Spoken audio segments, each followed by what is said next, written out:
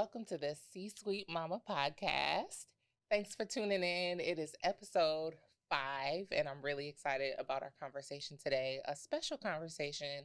I'll give a trigger warning, a sensitive conversation, but I think it's a very necessary conversation. Just so you know, today we are going to be talking about being a mother in leadership positions while dealing with grief.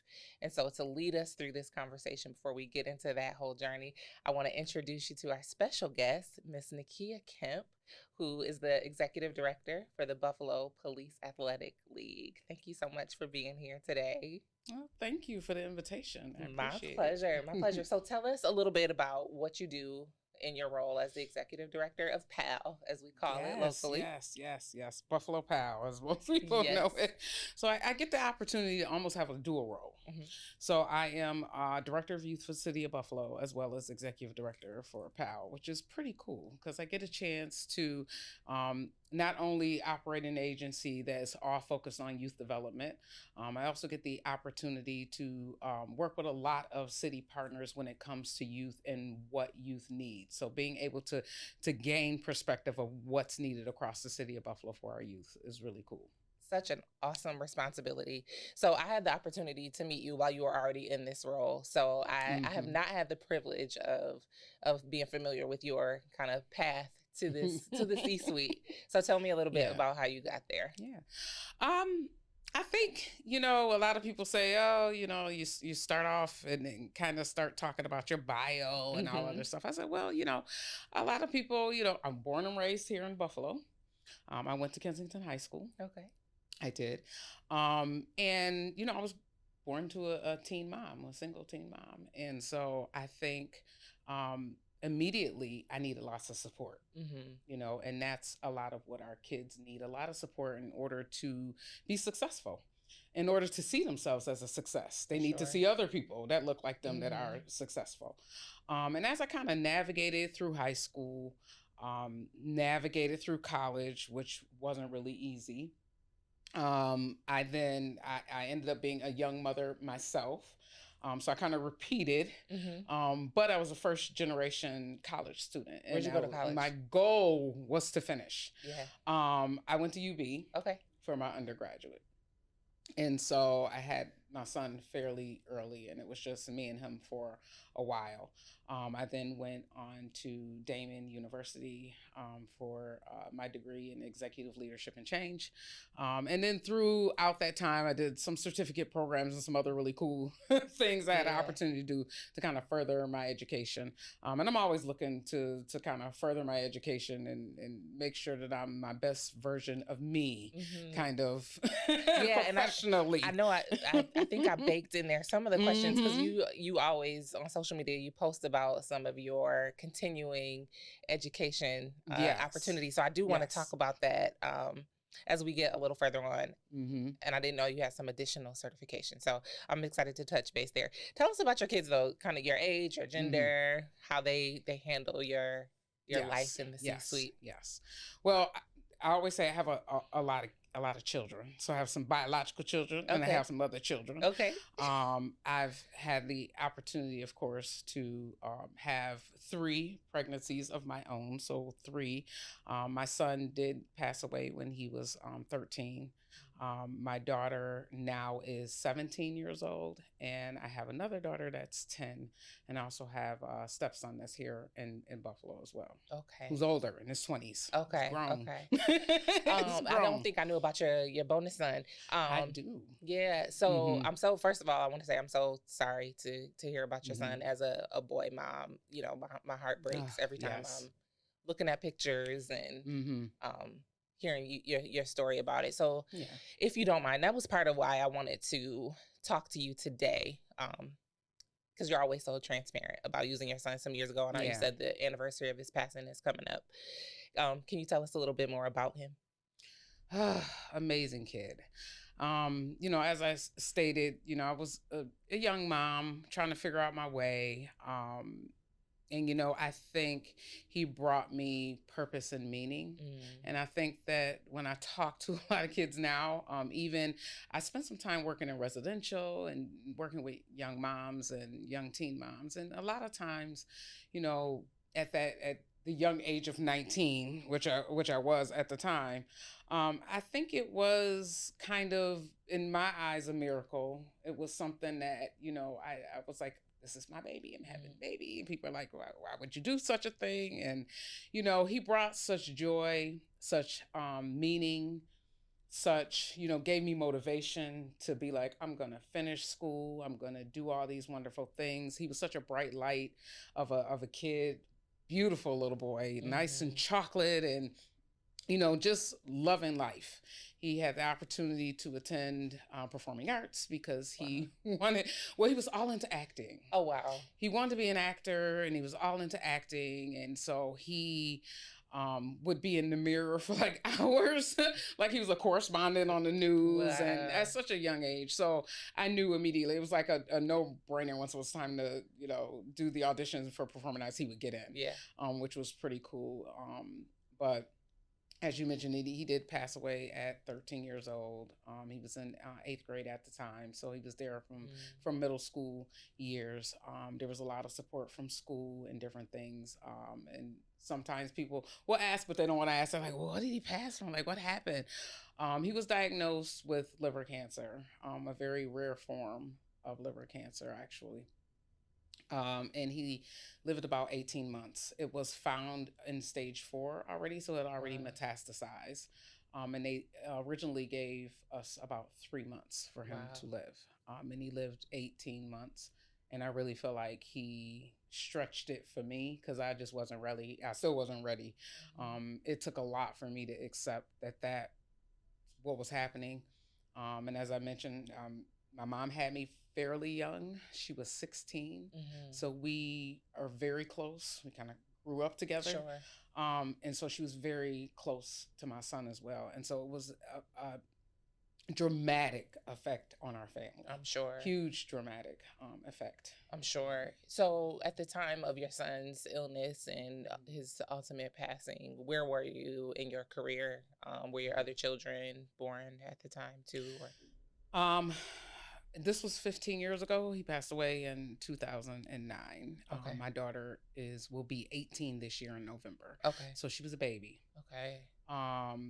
And so at that time, I was a new mom. Basically, I had a toddler.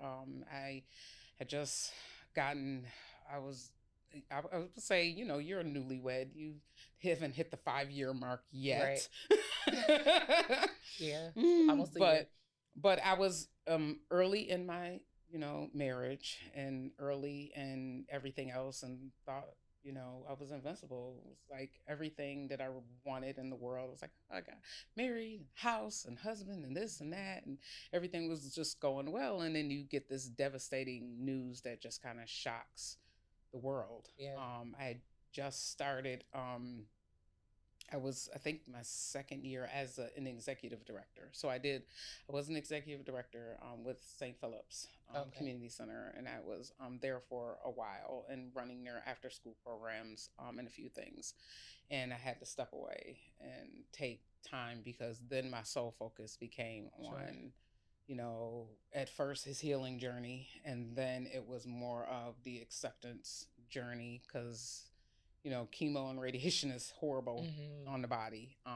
And after a while, he was a very old soul and would, say things, even way before then when he was little, he would say, be talking to different people, just kind of, and I'm a very spiritual person. And I always believe that in order to go through something traumatic like this, you have to have some sort of faith. You have to believe in God. You have to believe that there's a reason for everything. You have to believe that things just don't happen just to happen. And although going through this process, I felt like, oh my gosh, this is my baby, my heart, my best friend, almost, this is my everything. Boys love their moms. He was always underneath me, and my friends would be like, "Yay, baby, he's always crying and you're not around," or he's, but it was, we had an incredible bond and an attachment, for the time he was here on this earth. And even after, when he was diagnosed, the way you would think a 12 or 13-year-old could handle anything with such grace. being in pain, being sick, me being a caregiver for him. And oftentimes he was trying to caregiver for me, letting me know that he has accepted what was happening, and he was, this was getting him closer to God, and he was preparing me. And I'd be like, no, don't say that. My heart, couldn't take it. And he stuck and held on. And it was, it was something that I wouldn't wish on my worst enemy. Yeah. But it was something that truly transforms who you are, what you stand for, how you view people, how you look at people. Again, I'm very spiritual, and sometimes people think I'm a little crazy, but my son still comes to me. He still speaks to me. He still watches over me. I could be in the house, the lights will flicker. My kids are so the girls at home, they're always like, well, they already know. So they're like, this is what it is. My 10-year-old never met him, but she sees the pictures up and we talk about him all the time. So just say he's flicking the lights, or he's doing this or doing that. And I appreciate that. And I love him for that. I love him for being, watching over my life and being able to remind me that I am a child of God. I am here because there's a divine purpose and reason for me to be here. There's a divine purpose and reason for his life and for what he instilled. So as your other question, when you said, how does this really affect what you do? I really love working with youth and love working with kids, because at the end of the day, number one, it was something that I really needed when I was younger. And number two, my child always reminded me that every single person that walks on this earth has a divine purpose and a reason for being here. Yes. And you have to live in that purpose, and you have to live in that truth every day. And when you do that, blessings will come because you're following the rules. You're following along the path that has been given to you. Yeah. And oftentimes the path is scary, so we want to fight against it, and we want to fight against God and be like, no, I want to go left. But you still gonna get turned around and go right, because that's not what you're supposed to be doing. Right. So I know I didn't ask this question, but you put it out there, so now I'm just gonna ask: How did you know? For the mothers who are working their way into leadership positions, how did you know you were on the right track? I knew I was on the right track when I went to sleep every night. It's a feeling that you get of accomplishment. It's a feeling that you get when you've answered what you're supposed to do. When you're at the wrong place and even the wrong job, you can't sleep. You can't eat right. Things don't fall into place like they're supposed to, because you're being poked and saying, this is not where you're supposed to be. It's not where you're supposed to be. And the signs are all around, but again, a lot of people lead with fear. Yeah. They're scared to make the leap and the jump, and not having the faith to listen to that inner voice and to listen to God to say, this ain't what you're supposed to be doing. Yeah. And people ask all the time, they say, the life expectancy of an executive director is between 8 and 10 years. Is that what it is? Else it becomes who you are. The kids, they be like, you the pal lady. It becomes who you are. You really are the pal lady, though. You really are. No. So you said sometimes people lead with fear. And one of my questions was about leadership style. And I'm sorry, I don't typically read right from my notes, but this was such a heavy topic. Right. I needed to be able to stay focused. I was getting all choked up here. You spoke about people leading with fear. How has your grief journey impacted your leadership style, like in the way that you handle the folks that are on your team and the lives that you serve? It's huge. I think that going through the process of my leadership journey, I attributed a lot to my education. I did go for executive leadership and change, and I was like, I'm going because I want to tell people what to do. So I'm gonna go get this degree. And I quickly found that even in that particular program, it was more focused on you as the individual. And so we started doing coursework, and it was like, we're learning about leadership styles. We're learning about, Covey, and we're learning about all of these things. I was like, oh gosh, I'm taking the Myers-Briggs and personality test. We spent at least, a year in learning ourselves. And it finally clicked Mm-hmm. after, 8 or 9 months, like, well, I guess to lead people, you have to be really in tune with yourself and how you respond to people. And you also have to understand everybody else's personality. Yeah. So when you talk about grief and the journey through grief, it was more of me having open, honest communication with my staff and the people who are looking to me as being the leader, looking to me to have all the right answers, looking to me to make decisions. And sometimes I had to just be honest and say, I can't today. I love that. I can't do it. And I'm going to be honest. And I'll tell them, I'll be like, today is not a good day. We're in a group text. And yeah, this morning is not, I'm going to take a couple hours. I need to go to Forest Lawn. I need to go, and they understand that because I'm communicating that to them. Because had I not said anything, they'd be like, well, she's just, being a jerk, or she's being That's this weird, way, being funny. She being funny, or she not responding, and she not. No, I need an hour to myself. Yeah. And I have to self-realize and take a moment as a leader that it's okay to give yourself grace and space and take a minute, take a step back and say, this is more than just self-care. Yeah. This is more than that, because there's so many things going on that you want to make sure that you're there. They expect us to be there for everybody. Expect you to be there for the job, for the kids, for the this, for the family, for that. Expect you to be everything to everybody all at once and not fail. Right. You spoke about being open and honest. I think number one, as women in leadership positions, we are sometimes told to not show emotion.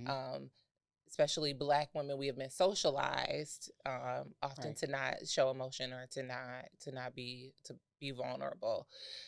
How do you think vulnerability has really played a part, or how much do you leverage being vulnerable in your relationships with your family, with the folks that you serve, to show up as your best self as a leader? I think it's important to have a balance, because I quickly found out, earlier in especially in this position that I'm currently in, I found out early that people take vulnerability as a sign of weakness, and they try to steamroll over you and use that as you're incompetent, or you can't get the job done, or, oh, it's too much for her, type of thing. And so I think it's a fine balance of making sure you can check it and say, no, this is what it is. And sometimes you don't owe people excuses. You don't. You can just say, I got to step away and I'll get back to you. Or I'll respond to this email, and I do that a lot. I'm going to start the draft and I'm going to sit it over here, but I'm not going to send it right away. I love that. I love these moments when I'm having these conversations where I feel like I want to tell people, okay, stop and write that down. Right. Because sometimes you don't owe people excuses, and that is okay. They're going to be all right if you don't, give an answer. I think that's great. Thank you so much. So I'm going to transition a little bit. Mentorship can be a really powerful tool for both our professional and personal life. Absolutely. And you obviously have worked your way through many organizations and different, and not many organizations in terms of where you've been employed, but in terms of your professional development, et cetera. Tell us about some of the mentors in your life and how they have supported you along the way. Well, I guess I'm not going to mention any names and all. Well, it's okay. Folks have mentioned their name on the podcast. It's fine. But you know what? I believe that as a professional, mentorship is necessary. For sure. It's necessary. I mean, you almost cannot say I'm a leader and not have someone to bounce ideas off of, someone to listen, someone to be kind and caring, someone to be non-judgmental. Sometimes it can't be your friends. Right. You just kind of need tell you the truth. Or that is true. Yeah. They don't want to hurt your feelings, so it's different. And I also think people need different mentors for different things. I don't feel like having one mentor, having as many as you can put on your roster is what you should have. Because sometimes, what I found is I had actually started off with an executive coach. Okay. So when I first started at PAL, I was like, oh gosh, I got a lot of work to do. Ooh. And I went to a foundation. I was like, can you help me capacity build? We need to make some changes. And part of those changes is me. I've been out of the realm for a while. I took some time off to deal with, grief is it never goes away. So I wanted to make sure that I was in therapy. I wanted to make sure that I was picking up the tools that I needed in order to take on a role and be able to not melt down every day at work or melt down. I get a smell. You know how grief works. You get a smell, a sight of a person's face, and you immediately, and it all come back, and you can have a meltdown. Yeah, it happens. And so I wanted to make sure that, number one, I went to therapy because that's important. I think everybody should go to therapy. Yes. And number two, to be able to utilize those tools. I journal a lot, so journaling has been super helpful. Definitely, and making sure that happens. And the third thing was to have mentors for different things. I felt it very important to have a Black female mentor in executive leadership that was not a resident of Buffalo, New York. I requested that. So you had like very specific criteria. Very specific. I wanted someone outside the box. But I also wanted someone to not be swayed by the cultural things that affect us here in the city of Buffalo, because we have a culture. We have a way of doing things. We have a way.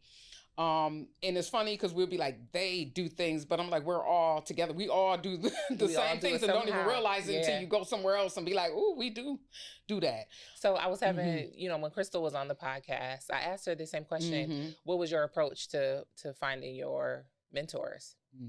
I actually went through a foundation. The foundation you went and I asked. And so you gave them that list of criteria and they just went on the search for you? They went on a search and they set up interviews with 4 people. Okay. So you got to vet them. I got to vet them to see if it matched. Yeah. It's almost like therapy. Yeah. So you go to first therapist and you be like, I don't really like them. And that's okay, because you ain't gotta like them. Yeah. And it's okay to change them up. It's okay if you're in therapy and after 3 years, you're like, I need a different person, because you're in a different part of your life and may need some different tools or different perspectives. So I think that having a very specific list of knowing, again, because I went through all those personality tests and Myers-Briggs, and so I knew myself. Okay. And I was like, ooh, I need somebody who's gonna understand how I operate, and somebody who can give me feedback in a constructive way that I could use it. I didn't want anybody talking down to me or saying, you need to do this. I wanted someone to lead me to the water. Yeah. But not necessarily bring the buckets of water over to me and give them to me. I love that. So you did some self-work to really get to know yourself and your desires and personality. You went to therapy. You did some journaling. You got a coach. One thing you said is grief never really goes away. No. So once you got to the point of getting your coach, in what ways was your coach able to support you professionally while still going through your grief? And I'm asking this because as we have mothers who already are in leadership or who might be going through leadership, we all go through grief at some point, whatever that might look like. How can someone leverage a coach to support them professionally during that time? This woman was phenomenal. Miss Gwen. And I don't know if everybody know Miss Gwen out there. The Miss Gwen? The Miss Gwen. Yes, we know Miss Gwen. Was amazing. And again, she's, from outside of, I think, Syracuse, Rochester, somewhere, not from here. Yeah. So, but she was amazing. And that, number one, she was real. She was going to tell me like it was, like, girl, this is not. She was going to pick me up when I fell down. Like, ooh, you just completely fell, scrape up your knees and all that, but you're going to have to get up. And you're going to have to. So even when it hurt, it was beneficial, because it was like, it was the truth. And that's what I needed. I needed a person to be honest with me, to be truthful with me, to not sugarcoat anything, but also to give me the tools to do things myself.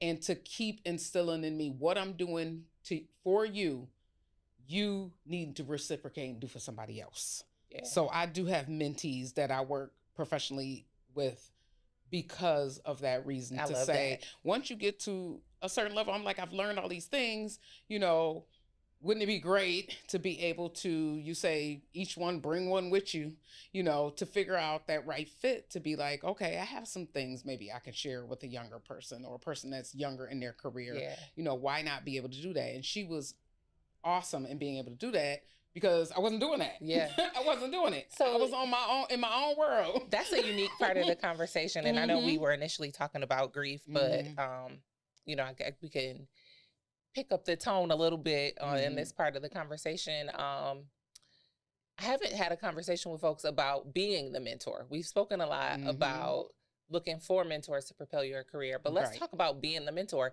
What's your approach to offering your mentorship? Are you sought out? Do you just insert yourself? How does that look? You know, I have had people come to me and it just hasn't been the right fit. And so recently I went through the Women's Foundation. Okay. And so, you know, I was actually matched with someone. Okay. And we have a great relationship. We've kicked off. Every time we talk, it feels like she's like, I feel like I'm getting nuggets. This is awesome. And I love that, because it's like you want to be able to have conversations and give people things that they need. And as you mentioned, I am a talker, and I don't try not to monopolize everything. I'm like, okay, girl, it's your turn. Go ahead. Tell me what's going on. So with you as a mentee, tell us, like, maybe what's a couple things that stand out that you would recommend for folks with a mentor or looking for, what should they not do with their mentor to make sure that they get the best experience out of mentorship? I would say, if they're picking someone, don't pick someone out of popularity. That's really good. People think if I, you know, pick this person out of popularity, you know, they're going to catapult me into the next part of my career. And sometimes it doesn't work. And then pick somebody who actually understands what mentorship is. Yeah. Because just doing a connection text every once in a while, that ain't it. It's not it. And it takes time to learn what that looks like. Yeah. You know, like I said, I'm a talker, so I would be sitting down and this poor girl would just be listening to me like go on and like, but it's not supposed to be about me as the mentor. Yeah. It's supposed to be about the mentee. Yeah. And so having those tools to be able to ask those questions to get the person to say, I mean, we're talking about a professional mentor. Yeah. Then it's, what do you want in 5 years? What do you want in 2 years? How do you see yourself getting there? What are you doing to get there? You know, and posing those questions, and then wait for them to say, I'm stuck or I need assistance, and not just insert what you think they should do in there. But of course, I got to tell you, because you're in the therapy world, so you already know how this works. I'm not a clinician. You need the person to do the work. Yes. No, I'm not a clinician, but yeah, I'm in the therapy world during the day. So you understand the language of having a person do the work themselves rather than you do it for them. That's so cool. I didn't know that you were a mentor, and I'm sure your mentee is getting tons of great tidbits and nuggets and connections and resources. It's cool. But you know, also credit that to my mentors, because I think it's important to, again, Miss Gwen was amazing and she still is amazing. If ever need anything, I can reach out. But I think once you move into the next piece of your leadership journey, you should get someone, and I don't know if it's a mentee relationship, but someone, because when you're at the level, even of it as an executive director, you don't have coworkers. I haven't had coworkers in like 30 years or something.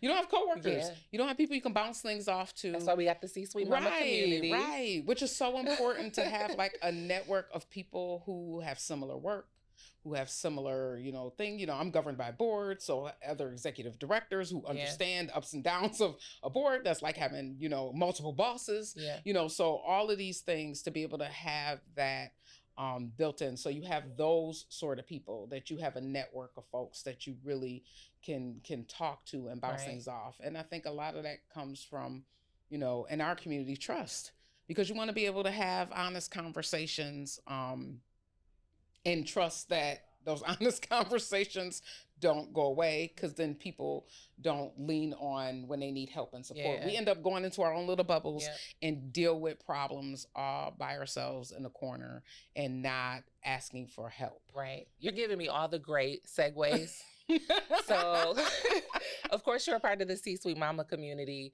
but in Yes. addition to that, you are a part of some other really Mhm. amazing professional development opportunities and other Mhm. communities to Mhm. support your work. You want to Yes. talk about a little bit, and there's one in Yeah. particular that I'm thinking about, but you can tell me about all the things. Oh, well, one of them is the OSHI Leaders of Color. Yeah. I'm in cohort 3. Absolutely love them to pieces. I was like, this is love like I've never experienced. So for those who are not from Western New York and are not familiar with the OSHI Leaders of Color, because we have some listeners that are in other parts of our country. So tell us Okay. what's the OSHI Leaders of Color? So the OSHI Foundation, basically wanted to cultivate a safe space for leaders of color because there's lots of things that we deal with like no other. There's lots of turbulence and things that we have to navigate through our leadership journey, and there never seems like there's any support for that group. We never, as leaders, have time to pause and debrief and reflect and communicate and collaborate and partner. We talk a lot about this community being in silos a lot. Yeah. And so this is an opportunity to be able to do that. It gives us almost like a safe space and a platform to have conversations that maybe you were having by yourself or in your head or with your family, saying, I'm trying to navigate this and I can't figure it out. Well, the next leader is probably dealing with the same thing. Yeah. So why not work together on that? So since your participation in cohort 3, what concrete ways do you think being a member of this kind of group has supported you in your role, like currently? Oh my gosh, they've been amazing. And not, just, I think it's a nice balance of professional and socialism. We socialize a lot, but I also think the social part of it is important, is necessary. Talk about that. It's necessary because in order to get to know somebody, you got to know somebody outside of work. Right. Church world, we fellowship. Yeah. Right. You got to have dinner. You got to sit. You got to talk. Yeah. It gives people the opportunity to be like, this person is real. Yeah. I really like them, or I really don't. Either or. You really get a chance to know somebody. And I think once you build that trust and you know somebody, that then opens the door to, wow, we can partner and do things. I think a lot of organizations don't always partner and collaborate because there's a trust issue. Yeah. I'm writing a grant about this and I don't want you to steal my idea or steal my grant or steal this because we're all fighting for crumbs. Yeah. That one of my own professional mentors told me one of those very same nuggets or, a version of that. The real relationships don't happen during 9 to 5. No. The real relationships happen, at the happy hour or on the golf course. Or on the golf course, yes. Right. We need to get into that. I was doing lessons a couple summers ago. I'm going to get back out there. Gotta get you back out on the 18th. My clubs are in the basement. Oh, yes, come the PAL. Yeah, we'll shout out that event soon. My golf clubs are in the basement, but we'll bring them out. Gotta bring them out. We'll bring them out for PAL. But yeah, that was one of the things that he spoke about is being able to really cultivate relationships after hours. And once I started implementing that, I definitely saw my career take off in other absolutely. Directions. Yeah.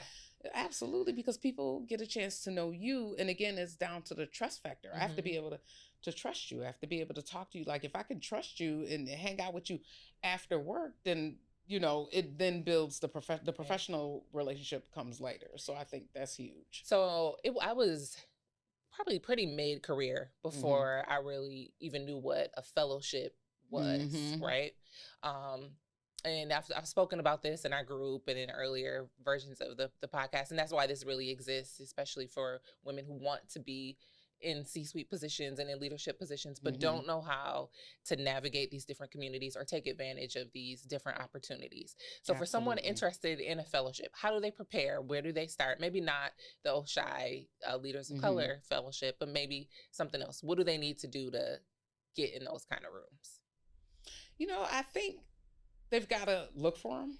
You've got to search for them. I just recently became a health fellow. Okay. So I'm in the cohort 11 health fellows. So that's another networking opportunity, and I get the chance to work with a bunch of other people from the health world, which is different than what I've been doing, is working with youth and kids, but it's also related. It is definitely It's connected. very related. When you talk about health and talk about children and talk about, the social determinants of health, I was like, so it's all really related. So this is just another extension of that. And so I think looking for opportunities is one of them.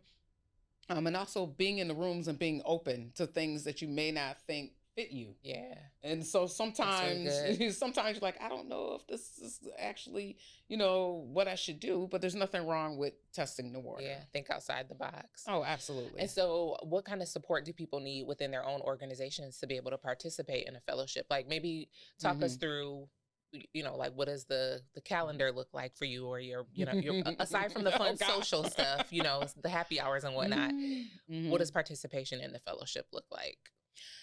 I think, in both, there are, again, opportunities to be able to get together, especially what we call through Oshai learning communities. Okay. So there's the community conversations, which I'm sure everyone has heard of. Community conversations hosted by leaders of color is open to anyone, but it's really having those real conversations and getting in the room and listening to folks and being able to network with folks in the room who are dealing with similar things or working on similar projects. So it's all about knowing what everyone else knows. Yeah. It's being in the know. Being in the know. So showing up maybe on LinkedIn and networking events to be able to find out about these opportunities, right? And being able to allow yourself to say, I'm only going to do one thing a week because I'm a mother and I have children and my kids want a home cooked dinner and I want to be there for them. Or is that your strategy? Like, do you have a limit? You have a limit on your activities for the week? Oh, absolutely. Really? Absolutely. I didn't know you did. I'm like, I cannot come to this because I'm already going to be gone Thursday and Friday. I love it. Because I feel like, I'm like, Nekia is at all the things. I don't know how she does it. Well, I really, but I don't do it. Okay. It's the perception.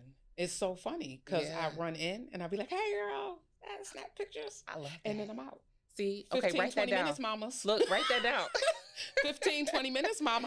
And I actually saw you do that at an event. Did I do Not that? too long. You sure did. It was probably not on purpose, but I need to do that all the time. No, you quite honestly said, I'm tired and about to go home. This is nice. And you said your goodbyes around the room and you put your fur around your neck and you sashayed out the door. They hadn't even done the presentations yet. Well, there you have it. I guess I've learned the Nekia Kemp way of networking. Yes. Well, in and out.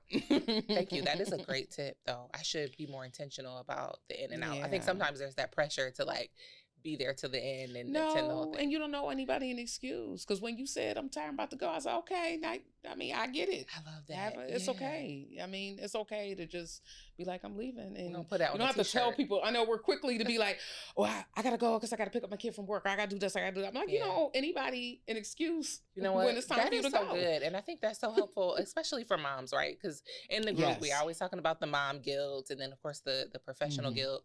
But if we don't take anything else away from today's podcast, is we don't owe anyone else an excuse. No, we don't. You just get up and go, and you just say, I gotta go. Yeah, take care of me. Take care of whatever we got to do. So. Tell us about Pal. I know you're already trying to get me out on this golf course again. I am. Golf social. What does Pal have going on? And y'all always have something going on. So oh my gosh, this is the time.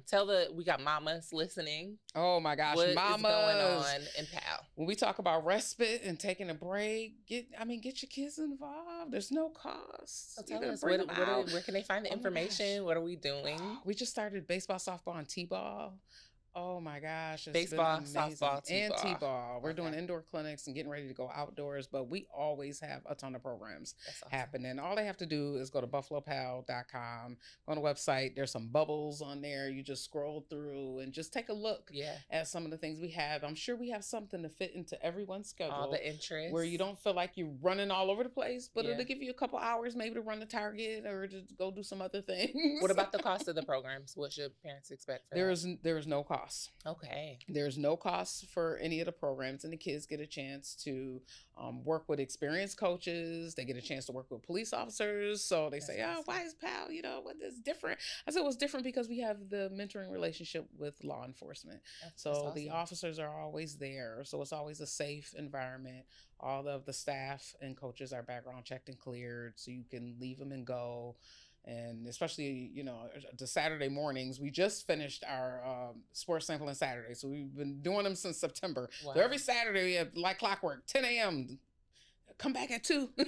I mean, that's a full day. Full and day. Then by the time you come get them, they're exhausted. They've been running all over, and they've learned all these different sports. They've made friends, and they've hung out with the officers. They've even made lunch. We do some healthy nutrition programs. So we have a lot of programs. We're more than just sports. So our house sampled tennis a couple months or a couple summers ago at the tennis clinic, tennis summer. So that was fun. So you have all of the sports for the youth.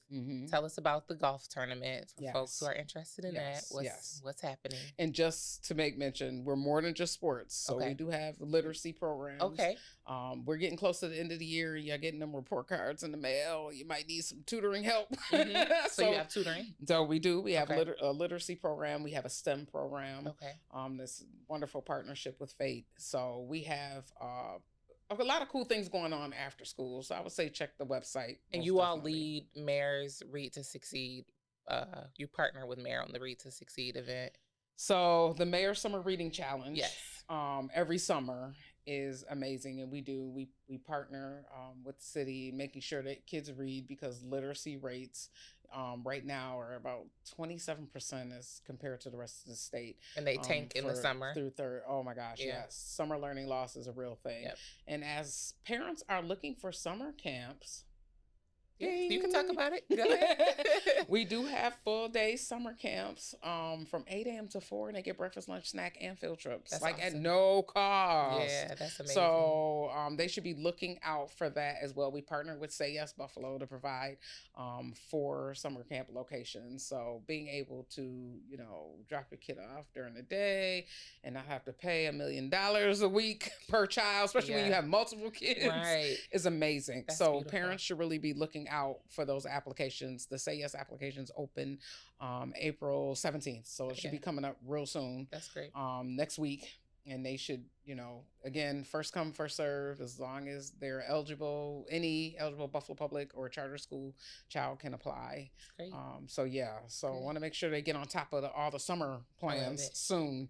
So we spoke about what's next for PAL. Tell us what's next for you as a mom, your kiddos. What's in the future for you? Well, I've got a senior going off to college. So I guess that might be another conversation. Yes. I've been a mess.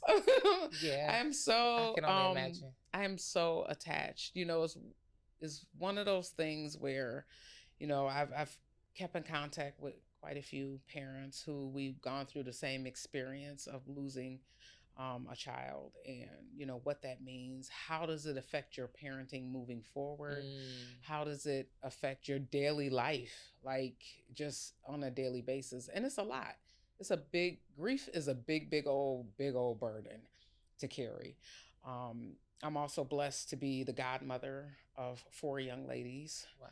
I feel the last time I was on this couch, I was talking about grieving daughters. And you were shy. She was just on. Yes. And she, invited my 4 little babies to come on out. But I'm a real godmother.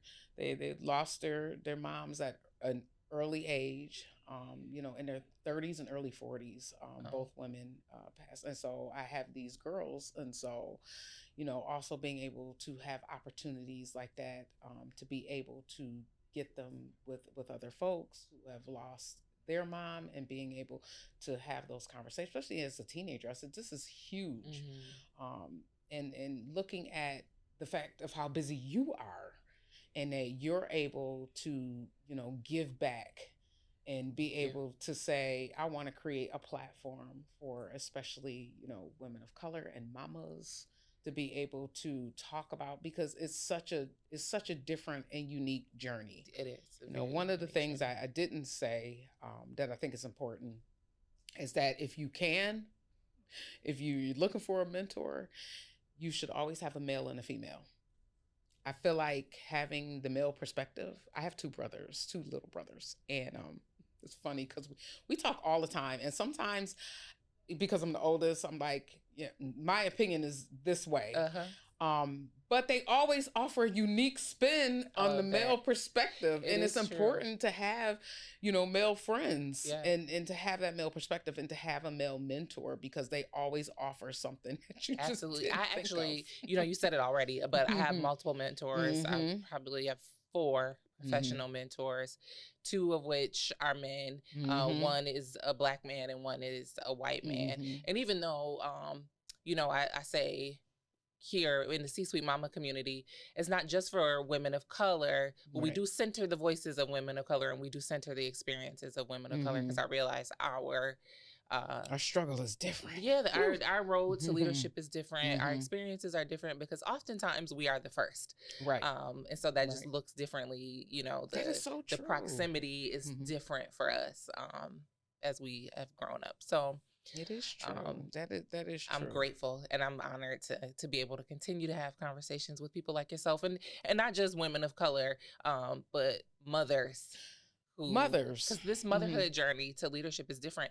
I have a lot of successful friends, but our experience, the ones who have children and the ones who don't, our experiences are totally different. Because, I feel like when you don't have that, you're driven, Yeah. But when you have kids, the monkey wrench is thrown in. It feel like on a daily or weekly or an hourly basis. Yes. So it's always something, like your whole day could be planned out. You got your meetings, you got your this, you got your that. Yeah. The phone ring, it's the school. Yeah. They throwing up. Right. You gotta stop everything you doing and tend to that. Just last week, I felt like our morning was going so smooth, right? I'm like, we are out of the house on time. I have my coffee. The sun is shining. Things are great. Drop him off. No one has an attitude. We are good to go. I get halfway to work. Mom, I left my swim stuff in the car. Well, now I'm late for my meeting. And the whole day is thrown off. So you just never know. Yes. And I think being able to navigate as a mother and saying, you have a first priority as a mother. Literally. And people look at you crazy when you're not putting the kids first. So, I mean, and I know some single fathers, but they're not looked at the same way if they drop a ball here or there. They're like, oh, he's a single dad. I'm like, seriously? I just read a quote before I came in here, and we probably have all heard this quote before. Working moms are expected to work like they don't have children and to parent like they don't have a job. Yep. And that is our life, right? Right. It definitely is. In our community, we support one another. We develop strategies and tools for being able to successfully navigate, even if that means showing up and taking a couple pictures and work in the room for 15 minutes and going home. Gotta do what you gotta do, right? Yes, I love that. I love that too. And again, thank you for the platform. I have not spoken about my son like this in a very, very long time. It took me a lot of years to be able to, talk about him, to say his name to people. I'd be like, oh, Tyveer. Say his name, talk about what that felt like going through it, talking about trying to bounce back after that. And it really wasn't a bounce back because, again, some people through grief you're never the same person. But I know people who still can't get out of bed, and it's 15 years later. Yeah. Because it's so overwhelming. It's so heavy.